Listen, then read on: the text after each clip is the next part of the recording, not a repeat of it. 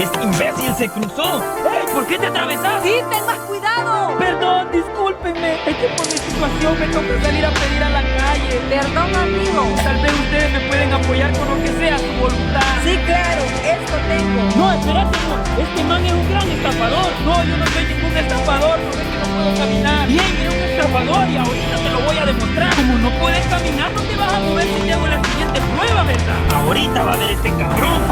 Tranquilo, tranquilo. Si no me quiere apoyar, no hay problema. Yo me voy. No, amor, no hagas eso. No, amor, es que este tipo de estafadores ya los conozco.